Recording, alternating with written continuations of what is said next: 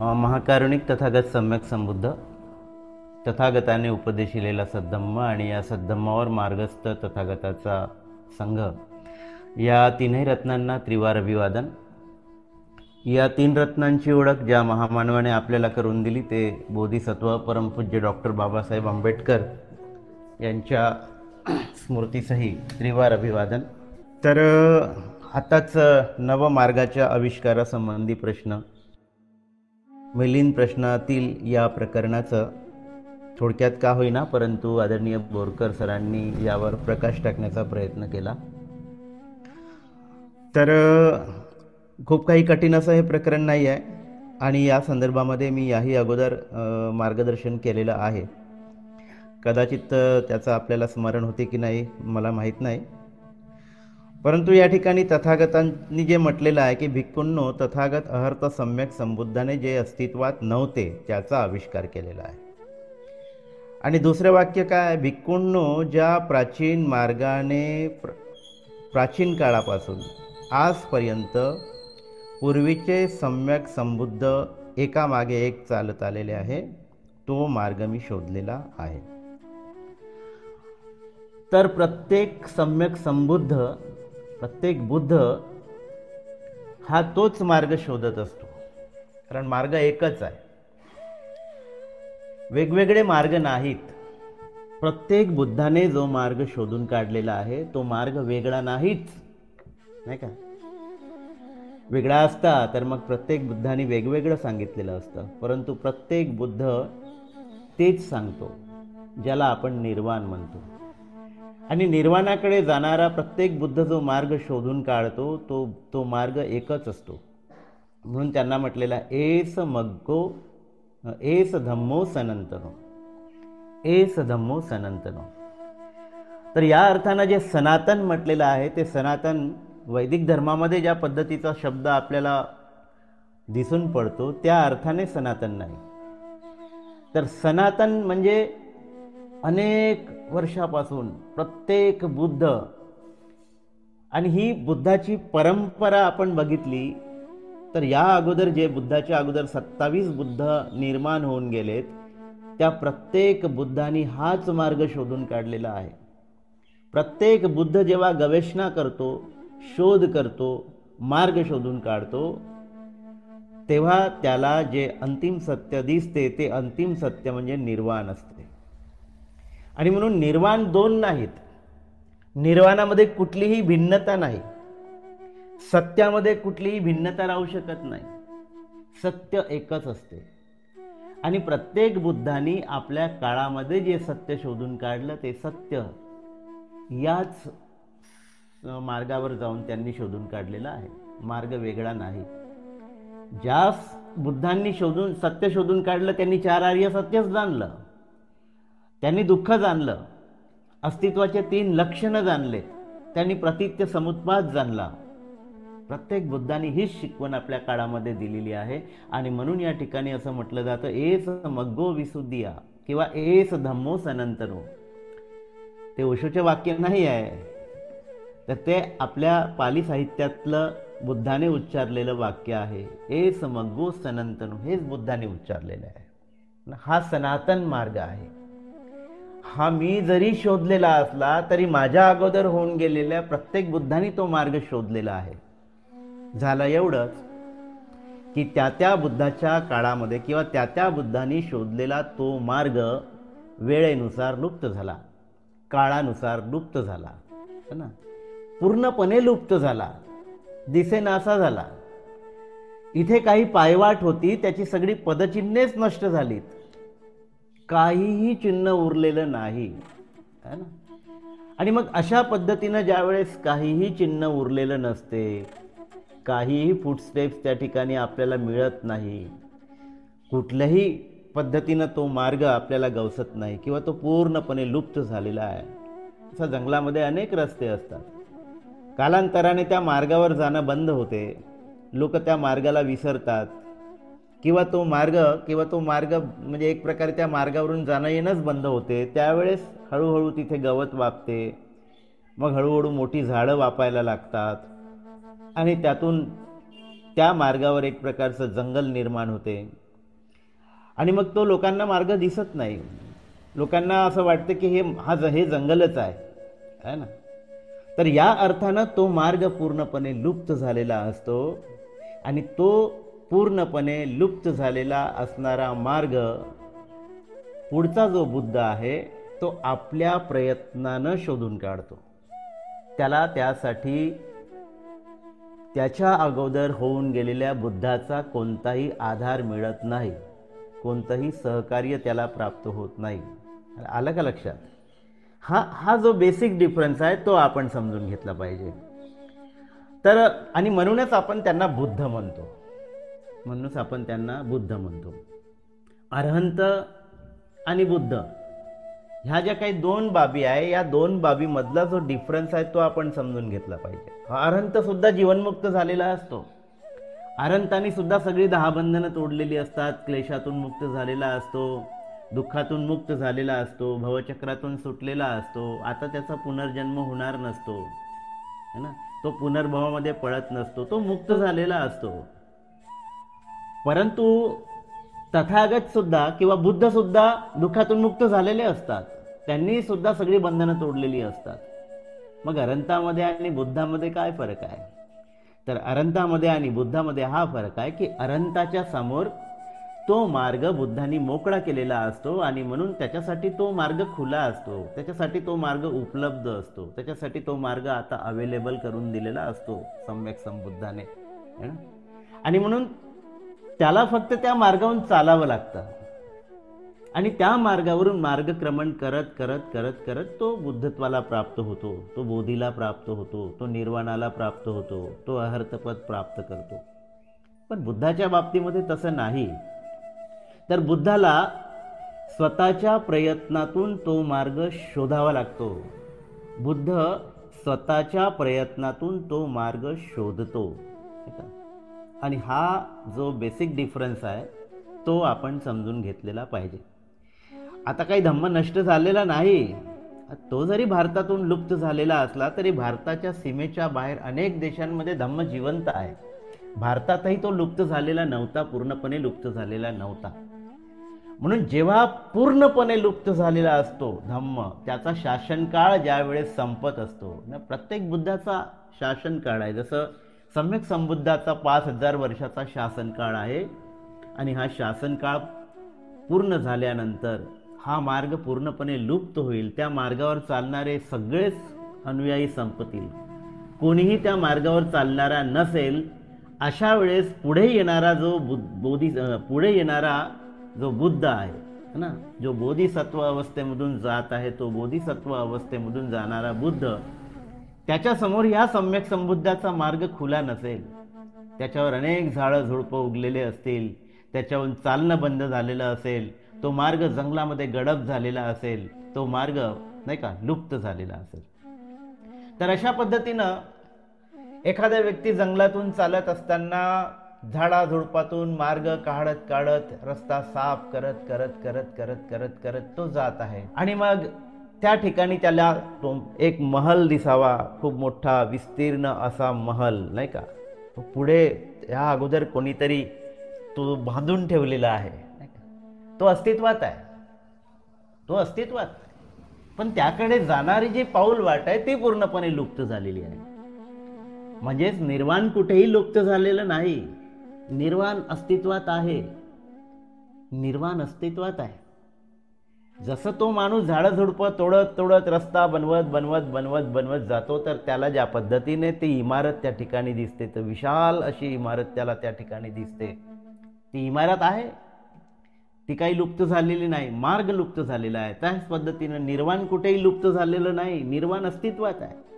फक्त शोधणारा पाहिजे. आणि प्रत्येक बुद्ध त्या निर्वाणापर्यंत जातो, स्वयंप्रयत्नानं जातो, स्वतःच्या जाणीवेनं जातो, स्वतःच्या प्रज्ञेतून तो मार्गातून तो एक प्रकारे निर्माण करत असतो, स्वतःसाठी निर्माण करत असतो है ना. सत्याचा शोध घेत घेत घेत घेत जात असतो आणि त्याला संपूर्ण सत्य त्या ठिकाणी गवसत असते. तर म्हणून प्रत्येक बुद्ध हा आपल्या स्वतःच्या प्रयत्नातून तो मार्ग शोधून काढत असतो है ना. म्हणून म्हटलेलं आहे की तथागत अहर्त सम्यक संबुद्धाने जे अस्तित्वात नव्हते त्याचा आविष्कार केला. ते अस्तित्वात नव्हतं याचा अर्थ तो पूर्णपणे लुप्त झालेला होता. आणि अशा या पूर्णपणे लुप्त झालेल्या मार्गाचा प्रत्येक बुद्ध आपल्या जीवनकाळामध्ये नव्यानं त्याचा शोध घेत असतो है ना. तो स्वतःच्या प्रयत्नातून शोधत असतो.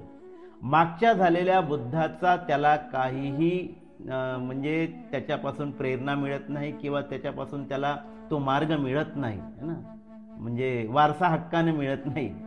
तर तो स्वतः त्याची निर्मिती करतो, स्वतः तो शोधून काढतो है ना.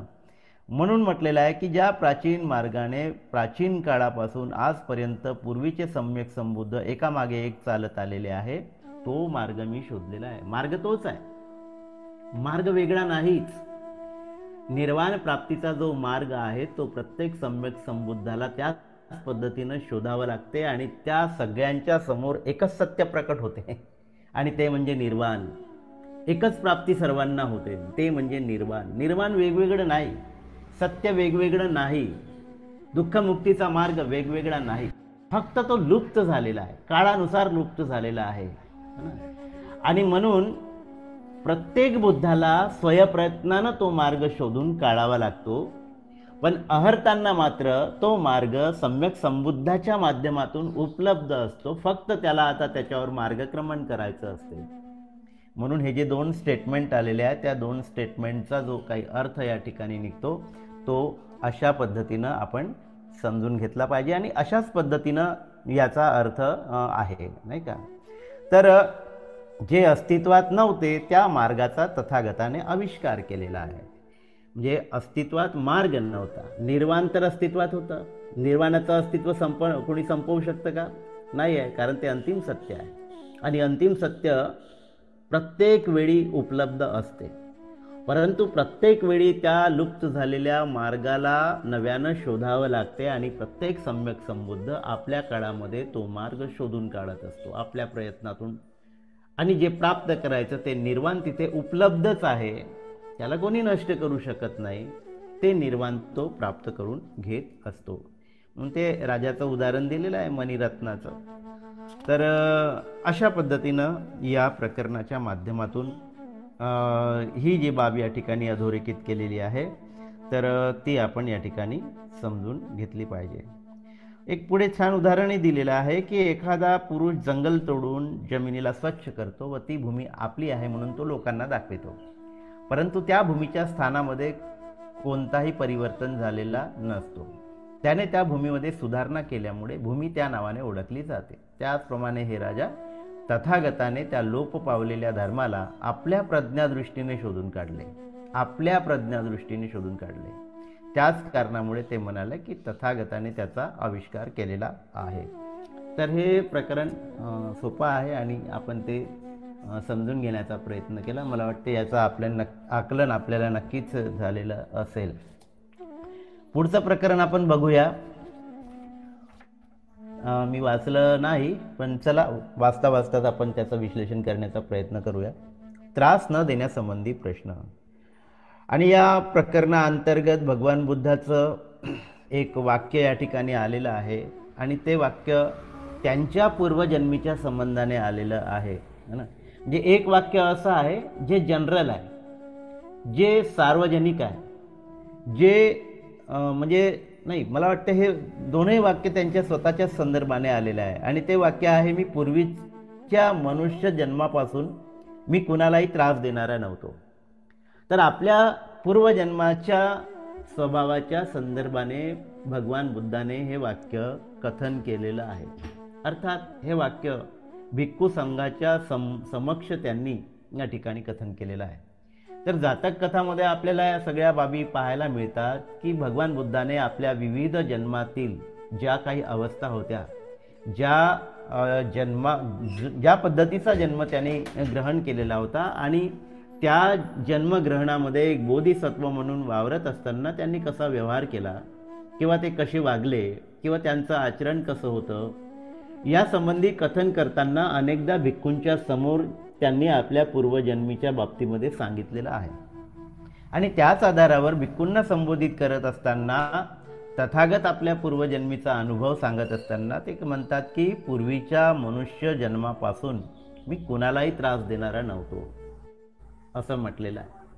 म्हणून आपण बोधिसत्वाच्या जन्माच्या बुद्धाच्या जन्माच्या कथा, ज्या बोधिसत्व अवस्थेमधून जात असतानाच्या ज्या काही जातक कथा पाहतो, त्या प्रत्येक जातक कथांमध्ये बोधिसत्वांनी त्या त्या जन्मामध्ये कसं पुण्य संपादन केलेलं आहे, कसं कुशल कर्म केलेलं आहे, कसं इतरांना मदत केलेली आहे, कसं इतरांच्या कल्याणासाठी तो झटला आहे, या संदर्भातल्या जातक कथा वाचत असताना आपल्याला त्याचा अनुभव येतो की बोधिसत्वाचं जे चित्त आहे ते लोकांच्या कल्याणासाठी कसं हळहळते, लोकांना मदत करण्याच्या दृष्टिकोनातून तथागत बोधिसत्व कशा पद्धतीचे कार्य करतो, कसं स्वतःला झोकून देतो, कसं स्वतःचे म्हणजे अवयवसुद्धा दान करतो, जीवनाचं सुद्धा दान करतो, असे अनेक प्रसंग बोधिसत्वाचे पूर्वीचे जीवन पाहत असताना आपल्याला या सगळ्या बाबी दिसून येते. म्हणजे जातक कथामधली एकही कथा आपल्याला असे दिसून येत नाही की ज्या कथांमध्ये ज्या जन्मामध्ये बोधिसत्वाने काही दुष्कृत्य केलेलं आहे, असं आपल्याला कुठल्याच कथेमध्ये दिसून पडत नाही. म्हणून या सगळ्या जातक कथा आपल्याला सत्कर्म करण्यासाठी प्रेरित करतात आणि जो सत्कर्म करत करत करत करत आपल्या प्रत्येक जीवनामध्ये ज्या काही अवस्था प्राप्त करतो त्यातूनच त्या एखाद्या व्यक्तीला पूर्णत्व प्राप्त होत असते. म्हणून प्रत्येक जीवनामध्ये आपण सत्कर्मच केलं पाहिजे याचा बोध करून देण्यासाठी तथागताने या सगळ्या जातक कथांचा उल्लेख भिक्षूंसमोर केलेला आहे आणि यातून त्यांना ती प्रेरणा दिलेली आहे की तुमच्यामध्ये सुद्धा बोधिचित्ताची निर्मिती करा. बोधिचित्ताची निर्मिती करणं म्हणजे बोधिचित्त, मी या अगोदर बोधिचित्त म्हणजे काय हे सांगितलेलं आहे की स्वतःच्याच कल्याणाची भावना त्याच्या बोधिचित्तामध्ये उत्पन्न होत नाही. म्हणजे बोधिचित्त ज्याच्यात उत्पन्न होत नाही तो फक्त स्वतः उत्पन्न होते, तो फक्त स्वतःचा विचार करत नाही, फक्त स्वतःच्या मुक्तीविषयी तो विचार करत नाही, फक्त स्वतःच्या भल्याचीच कामना तो करत नाही, तर स्वतःचं भलं साधत असताना, स्वतःच्या निर्वाणाची कल्पना करत असताना किंवा साध्य करण्यासाठी प्रयत्न करत असताना इतरांच्याही कल्याणाची तो भावना मनात बाळगतो, इतरांच्याही मुक्तीची तो भावना आपल्या मनामध्ये बाळगतो आणि अशी भावना ज्यावेळेस त्याच्या मनामध्ये उत्पन्न होते त्यालाच बोधिचित्त म्हटलेलं आहे, त्यालाच बोधिचित्त म्हटलेलं आहे. आणि म्हणून अशा बोधिचित्त निर्मित व्यक्तीचा जो काही स्वभाव असतो तो लोकांच्या कल्याणाचा स्वभाव असतो, कारण त्याच्या मनामध्ये करुणाभाव असतो. प्रज्ञा तर असते परंतु त्याच्या मनामध्ये करुणाभावाचा सुद्धा विकास झालेला असतो. आणि म्हणून पूर्वीच्या मनुष्य जन्मापासून मी कुणालाही त्रास देणारा नव्हतो असं तथागताने भिक्षूंना संबोधित करताना या ठिकाणी म्हटलेलं आहे. पण मात्र एक बाब या ठिकाणी अपवादात्मक आलेली आहे आणि ती बाब भगवान बुद्धांनीच भिक्खूंना सांगताना म्हटलेली आहे. आपल्या पूर्वजन्मीचा संदर्भ देताना त्यांनी असं म्हटलेलं आहे की लोमस कश्यप ऋषीप्रमाणे अनेक वर्ष जीव हत्या करून वाजपेय महायज्ञ आयोजित केलेला होता. आता हे लोमस कश्यप ऋषीचा संदर्भ कुठे आलेला आहे मला माहीत नाही, परंतु यातून एक बाब दिसून पडते की प्राप्तीकरिता जे काही यज्ञ केले जातात त्या यज्ञामध्ये जीव हत्या करून म्हणजे त्या यज्ञामध्ये त्या जीवांची आहुती देऊन अशा पद्धतीचा महायज्ञ म्हणजे त्याचं आयोजन करून आपल्याला काहीतरी प्राप्ती होईल अशा उद्देशाने आपल्याला अनेक ऋषींनी असे महायज्ञ, अनेक लोकांनी, अनेक राजांनी महायज्ञ केलेले आपल्याला विशेषतः वेदांचा अभ्यास करताना आपल्याला या बाबी दिसून पडतात. तर ते म्हणतात की लोमश कश्यप ऋषीप्रमाणे अनेक वर्ष जीव हत्या करून वाजपेय महायज्ञ आयोजित केलेला होता. पुढे बघूया याचा काय संदर्भ येतो ते. तर ते भन्ते नागसेनाला प्रश्न विचारतात राजा मिलिंद की पूर्वीच्या जन्मापासून मी कोणालाही त्रास देणारा नव्हतो, हे जर वचन ग्राह्य मानलं तर लोमस कश्यप ऋषीप्रमाणे तर त्यांनी सुद्धा काय केलेलं होता, महायज्ञ आयोजित केलेला होता. कोणी बोधिसत्वांनी आपल्या जीवनामध्ये एका जीवनामध्ये त्यांनी सुद्धा अशा पद्धतीचा महायज्ञ आयोजित केलेला होता असा मतितार्थ यातून निघताना आपल्याला दिसतो. तर हे वचन जर खरं मानलं तर मी पूर्वीच्या जन्मापासून कधी कोणाला त्रास देत नव्हतो, त्रास देणारा नव्हतो, हे वचन असत्य ठरते. आणि पहिलं वचन सत्य असेल तर दुसरं वचन असत्य ठरते ना. आणि मग यावर स्पष्टीकरण देताना भंते नागसेन म्हणतात की भगवान बुद्धाने असे म्हटलेले आहे की मी पूर्वीच्या जन्मापासून त्रास देणारा नव्हतो, आणि मग त्यांनी असंही म्हटलेलं आहे की लोमस कश्यप या त्या ऋषीप्रमाणे अनेक वर्ष जीव हत्या करून वाजपेय महायज्ञ आयोजित केलेला होता. आणि पुढे त्यावर स्पष्टीकरण देताना भंते नागसेन म्हणतात की परंतु ते त्यांनी आसक्तीमुळे निर्माण झालेल्या असमंजसपणामुळे केलेले आहे, सज्ञानपणाने केलेले नाही. तर त्यावर आता स्पष्टीकरण देताना ते असं सांगतात की त्या अवस्थेमध्ये आपल्या बोधिसत्वाने हे जे काही कर्म केलेले आहे ते सज्ञानपणाने केलेले नाही. तर सज्ञान म्हणजे काय, तर आपण या गोष्टी समजू शकतो. अज्ञानाच्या विरुद्ध सज्ञान. तर ते सज्ञानपणाने केलेले नाही म्हणजे ते अज्ञानातून केलेले आहे, ते अविद्येतून केलेले आहे, ते अजागृतीतून केलेले कर्म आहे, असं या ठिकाणी भंते नागसेन सांगतात. तर त्यामुळे त्या जीवनामध्ये त्यांच्या मनामध्ये एक आसक्ती निर्माण झाली आणि त्या आसक्तीतून त्यांच्या मनामध्ये असमंजस्यपणाची भावना निर्माण झाली आणि त्यांना त्या गोष्टीचं स्वरूप नीटपणे कळलेलं नसल्यामुळे आणि ते अविद्येमध्ये असल्यामुळे, ते सज्ञानी नसल्यामुळे, म्हणजेच ते अज्ञानी असल्यामुळे, कारण कोणतेही दुष्कर्म अज्ञानामुळेच घडतात, अविद्येमुळे घडतात, आसक्तीमुळे घडतात. आणि आपल्या या बोधिसत्वाच्या चित्तामध्ये अशाच पद्धतीची आसक्ती निर्माण झाली आणि असमंजस्यपणा निर्माण झाला आणि ते त्यावेळेस सज्ञानी नव्हते, तर ते अज्ञानी होते, अविद्येनं त्यांना ग्रासलेलं होतं आणि या अविद्येमुळे त्यांनी हे जे काही कर्म केलेलं आहे ते कर्म केलेलं आहे. आणि मग अशा पद्धतीचे दुष्कर्म कुठल्या कारणामुळे होतात ते 8 कारणं सुद्धा या ठिकाणी नागसेनांनी कथन केलेले आहे. 8 प्रकारचे लोक जीव हत्या करतात. आणि ते कोणते, त्यांनी सांगितलेलं आहे की 8 प्रकारचे लोक जीव हत्या करतात. त्यामध्ये पहिला सांगितलेला आहे आसक्त मनुष्य आसक्तीमुळे जीव हत्या करतो. एखाद्या गोष्टीची आपल्या मनामध्ये आसक्ती निर्माण झाली, धनप्राप्तीची आसक्ती निर्माण झाली, त्यातून अनेक खून होताना आपण बघतो. हा आपला व्यावहारिक अनुभव आहे. आपल्या आजूबाजूला अनेक गोष्टी आपल्याला दिसतात. दुष्ट मनुष्य दोषामुळे जीव हत्या करतो. त्याच्या मनामध्ये दोष उत्पन्न होतो आणि त्यामुळे तो काय करतो, दुष्ट मनुष्य दोषामुळे जीव हत्या करतो. देवदत्त घमंडी होता आणि त्याला बुद्धाच्या स्थानी बसायचं होतं, परंतु ही इच्छा त्याची पूर्ण झाली नाही आणि म्हणून तो या मोहामुळे ग्रासलेला होता आणि त्याने तथागताचा जीव घेण्याचा प्रयत्न केलेला होता. हे आपल्याला एक विशेष असं उदाहरण आपल्या लक्षात येते. लोभी मनुष्य लोभामुळे हत्या करतो. अभावग्रस्त मनुष्य उपजीविकेकरता जीव हत्या करतो. अभावग्रस्त है ना, तर ज्याच्याकडे धन नाही, आता काय करायचं, तर मग तो चोरी करतो, हत्या करतो आणि अशा वाम मार्गाला लागून तो धनार्जन करण्याचा प्रयत्न करतो, पैसे जमा करण्याचा प्रयत्न करतो. अनेक लोक भ्रष्टाचार करतात. तर अभावग्रस्त, आता भ्रष्टाचारी करणारा मनुष्य अभावग्रस्त नसतो, त्याच्या ठिकाणी तो लोभ उत्पन्न झालेला असतो. पण अनेक लोकांना ज्या वेळेस काही मार्गच उरत नाही त्यावेळेस मग ते अशा वाम मार्गाचा अवलंब करतात आणि दुसऱ्यांची हत्या करतात. मूर्ख मनुष्य मनोरंजनाखातर जीव हत्या करतो. त्याला एक शब्द वापरण्यात आलेला आहे, क्रौर्य. आणि हे क्रूर कृत्य करताना त्याला त्याची मजा येते. तो म्हणजे ही एक प्रकारची मनाची विकृती आहे बघा. एखाद्याची हत्या करताना तो त्याचा आनंद उपभोगतो. ही म्हणजे त्याला क्रौर्यच म्हणतात, है ना. आणि त्याला मजा येते हे कृत्य करताना. म्हणजे बघा त्याच्या मनाची सीमा जी आहे ती किती गाठलेली आहे. क्रौर्याची परिसीमा कुठपर्यंत जाऊ शकते. तर तो जे काही कृत्य करतो त्याची तो मजा घेतो, है ना. त्याला मजा वाटते, मनोरंजन वाटते त्याच्यामध्ये, है ना, अज्ञानामुळे. जसं लहान मुलांना एखाद्या पक्ष्याला मारत असताना त्यांचं ते अज्ञान असतं, त्यांना समजत नाही आणि ते मजा घेऊ त्या पक्ष्याला मारत असतात. 8वं कारण सांगितलेलं आहे की राजा विजयी होण्याच्या भावनेमुळे जीव हत्या करतो, है ना. तर हे 8 कारणं या ठिकाणी जीव हत्या करण्यासाठी सांगितलेले आहे.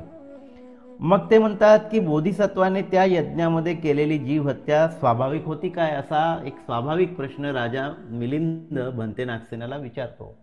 तर बोधिसत्वाने त्या यज्ञामध्ये केलेली जीव हत्या स्वाभाविक होती काय. मग ते म्हणतात की राजा, बोधिसत्वाने त्या यज्ञामध्ये केलेली जीवहत्या ही स्वाभाविक नव्हती.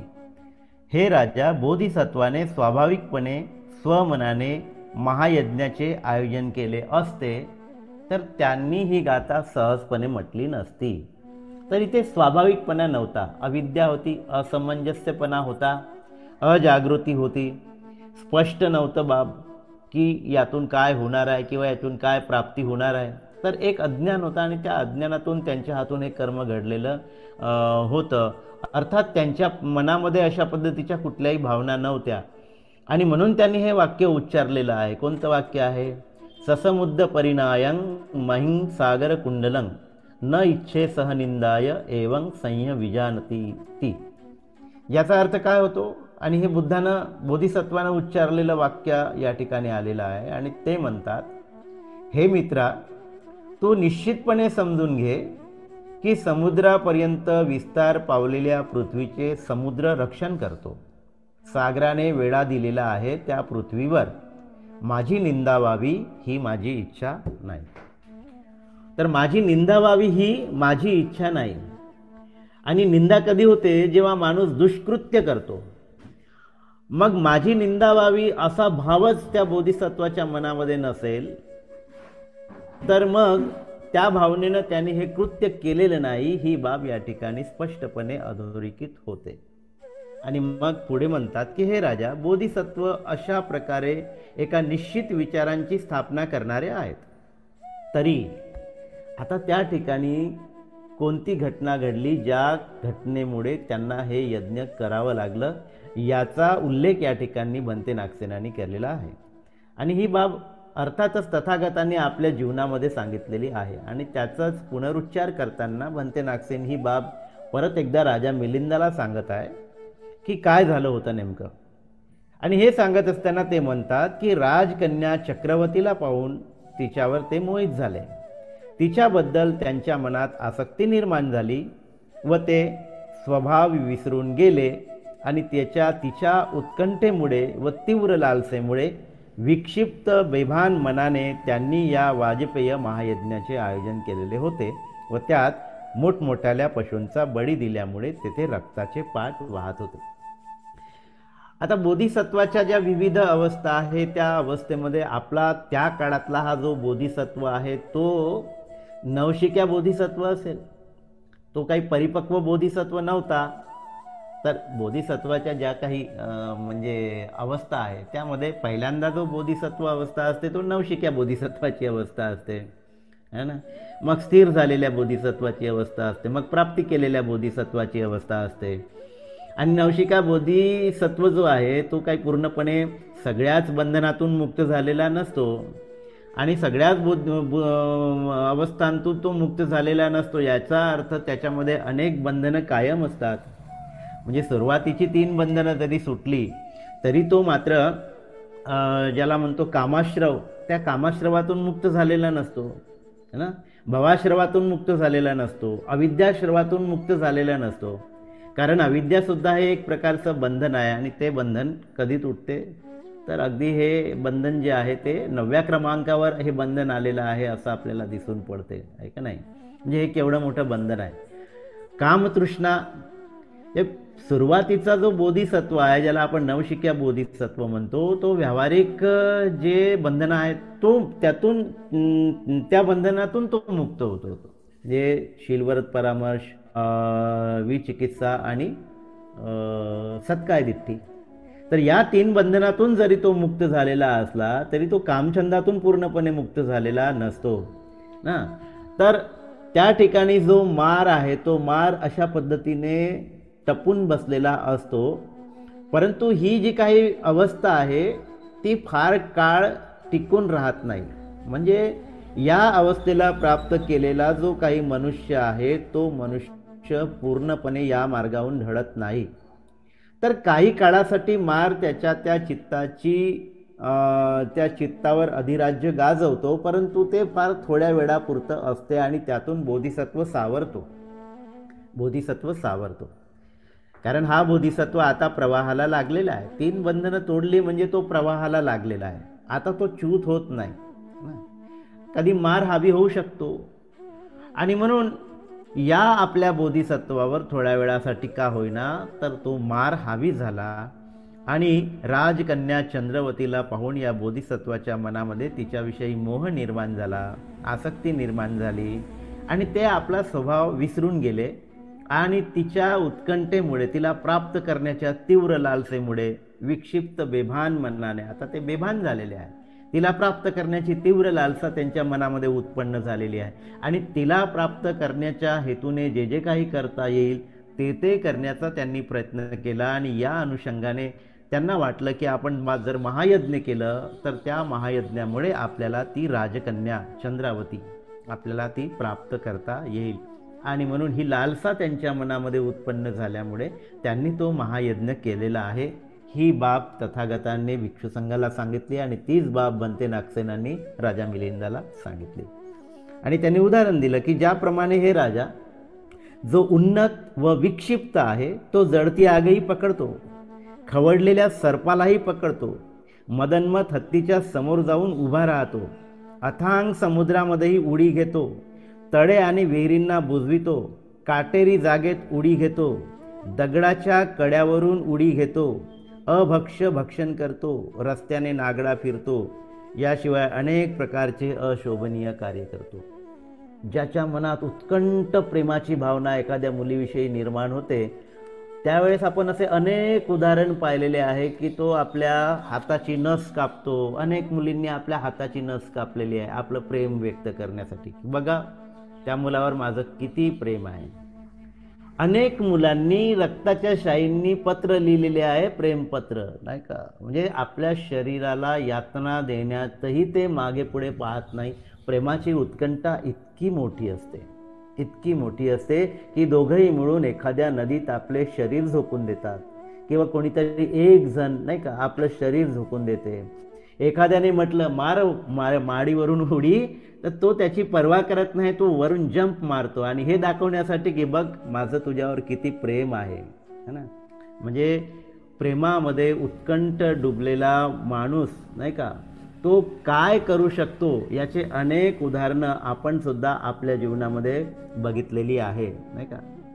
तर अशा पद्धतीनं प्रेमाची जी उत्कंठ आहे ती त्या बोधिसत्वाच्या मनामध्येही उत्पन्न झाली आणि तिला प्राप्त करण्याच्या अनुषंगाने जे जे करता येईल ते महायज्ञ त्यांनी केलं, है ना। अविद्या होती, मार सवार झालेला होता, स्वार झालेला होता, मार त्यांच्या मनावर अधिराज्य गाजवित होता आणि त्यातून त्यांनी हे दुष्कृत्य केलेलं आहे ना। तर हे राजा या जगामध्ये विक्षिप्त माणसाचे अपराध भयंकर दंडनीय तर हे राजा इथे एखाद्या वेड्या माणसाने अशोभनीय अपराध केला तर तुम्ही त्याला दंडास पात्र मानता काय? वेड्या माणसाने, वेडा म्हणून आपण सोडून देतो, वेडा माणूस आहे, याच्या डोक्यात फरक पडलेला आहे आणि मग याच्याकडे काय लक्ष द्यायचं म्हणून तो आपल्याला शिव्या दिल्या तरी आपण काही त्याला मारत नाही। आपण शहाणे असतो ना, आपण वेडे नसतो आणि आपण वेडे नसल्यामुळे आपण त्याची मनस्थिती जाणतो की हा वेडा माणूस आहे आणि त्याने आपल्या अनुषंगाने काही शिव्या दिली, काही कृत्य जरी केलं तरी आपण त्याला वेडा म्हणून सोडून देत असतो। तर अशा तऱ्हेने हे राजा बोधिसत्वाने त्या चंद्रवर्ती राज्यकन्येला पाहताच तिच्यावर मोहित होऊन आपले देहभान विसरून तिला प्राप्त करण्यासाठी वाजपेय महायज्ञाचे आयोजन केलेले होते। त्यात असंख्य मोठमोठ्या पशूंचा बळी देण्यात आलेला होता। परंतु आता जी बाब पुढे सांगितलेली आहे ही सुद्धा अतिशय महत्त्वाची अशी बाब आहे। परंतु जेव्हा त्यांच्या मनातील नशा उतरून स्वाभाविक चित्त प्राप्त झाले तेव्हा तो पुन्हा प्रवज्जित झाला। तो पुन्हा प्रवज्जित झाला म्हणजे काय? तर आज प्रवज्जित होणे या अर्थाने जो आपण अर्थ घेतो त्या अर्थाने प्रवज्जित झाला असा अर्थ वापरलेला नाही। त्याने मुंडन केलं, चिवर घेतला आणि प्रवज्जित झाला असं नाही। तर त्याने आपल्या मनाला परत सुमार्गावर लावलं, सुमार्गावर प्रतिष्ठित केलं। त्याला हे समजून चुकलं की मी हे कृत्य केलेलं आहे, हे चुकीचं कृत्य आहे आणि म्हणून त्यातून तो सावरला आणि त्याने परत स्वतःच्या चित्ताला सुमार्गावर लावलं, योग्य मार्गावर लावलं, कल्याणकारी मार्गावर त्याने आपल्या चित्ताला परत एकदा स्थापित केलं। या अर्थाने तो प्रवज्जित झाला, आलं का लक्षात? आणि त्याने मग काय केलं? तर त्याने स्वतःला सावरलं, त्या मार्गावर तो पुन्हा प्रवज्जित झाला, स्थापित झाला आणि अशा पद्धतीने त्या मार्गावर पुन्हा स्थापित होऊन त्याने 5 प्रकारच्या अभिज्ञा ज्ञान प्राप्त करून उत्तम जगाची प्राप्ती झालेली होती. म्हणजे आपल्या जीवनामध्ये परत एकदा त्यांनी कुशल साधण्याचा प्रयत्न केला, अकुशलाला दूर सारलं आणि कुशलाची निर्मिती त्या ठिकाणी केली. त्याचं परत एकदा कुशल चित्त त्या ठिकाणी निर्माण झालं आणि त्या कुशल चित्ताच्या आधारावर त्यांनी आपल्या जीवनाच्या गतीला एक विशिष्ट आकार देण्याचा प्रयत्न केला. प्राप्त करण्याच्या उद्देशाने परत त्याने आपल्याला सन्मार्गावर लावलं आणि अशा या बोधिसत्वाच्या जीवनामध्ये ही जी काही गोष्ट घडलेली आहे ती अपवादात्मक एखाद्या जीवनामध्ये घडलेली गोष्ट तथागतांनी त्या ठिकाणी सांगितलेली आहे आणि त्याचा संदर्भ देऊन या ठिकाणी राजा मिलिंदाने भंते नागसेनाला जो काही प्रश्न विचारलेला होता त्या प्रश्नाचं निराकरण या ठिकाणी केलेलं आहे. आपण एक समजून घेऊ शकतो की विविध जीवनातल्या स्थित्यांतरातूनच माणूस स्वतःला उभा करत असतो, स्वतःला सन्मार्गावर आरूढ करत असतो आणि म्हणून अशा पद्धतीनं या सगळ्या जीवन जगत असताना आपल्या चित्ताची चेतना कशी आहे आणि तिला आपण किती लवकरात लवकर समजून घेऊ शकतो किंवा माराला आपण आपल्या मनावर किती अधिराज्य गाजवू द्यायचं नाही का. तर यापासून आपण एक बोध घेतला पाहिजे आणि स्वतःला सावरण्याची कला आपण शिकली पाहिजे. त्यातून बाहेर पडण्याची कला आपण शिकून घेतली पाहिजे आणि ती बाहेर पडण्याची कला दुसरं तिसरं काही नसून ध्यान आहे. ध्यानातूनच आपण आपल्या मनामध्ये उत्पन्न झालेल्या माराला हाकलून लावू शकतो आणि जर आपण सचेत झालो नाही, जागृत झालो नाही, स्मृतिवान झालो नाही तर मग मात्र हा जो मार आहे तो सतत आपल्या मनावर अधिराज्य गाजवते आणि आपल्याला दुष्कृत्य करण्यासाठी प्रेरित करते. म्हणून जागृतीचा सराव अतिशय महत्त्वाचा आहे. आपण जागृत असलो की मग तिथे मार टिकू शकत नाही.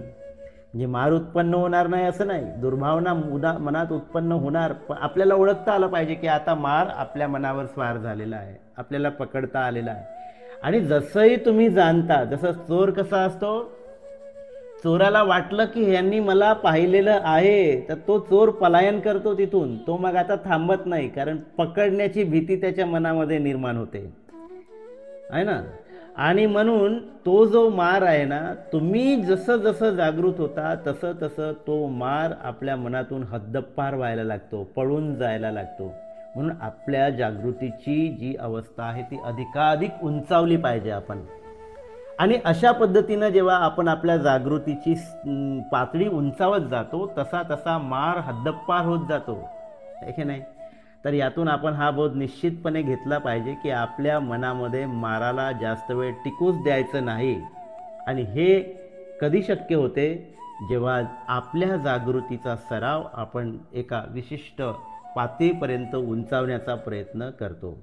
आणि यासाठीच आपल्याला सम्यक व्यायाम करावा लागतो, सम्यक संकल्प करावा लागतात आणि जे आर्य अष्टांगिक मार्गाचे अंग आहे त्याला विकसित करत करत करत आपल्याला पूर्णत्वाकडे जावं लागते. तर यातून आपण निश्चित तो बोध घ्यावा. आपल्याही जीवनामध्ये आपण असे सम्यक संकल्प करावे, जागृतीचा सराव आपण अधिकाधिक वाढवावा आणि आपल्या या जागृतीच्या सरावातून आपल्या मनामध्ये उत्पन्न होणारा जो मार आहे त्याला आपल्या मनातून पूर्णपणे हद्दपार करावा आणि आपण सर्वांनी निर्वाण प्राप्त करावं अशी या ठिकाणी मंगलकामना करतो. सर्वांनी शांतपणे मला ऐकून घेतलं त्याबद्दल सर्वांच्या प्रती खूप खूप पुण्यानुमोदन. धन्यवाद. इथेच थांबतो. नमो बुद्धाय. जय भीम.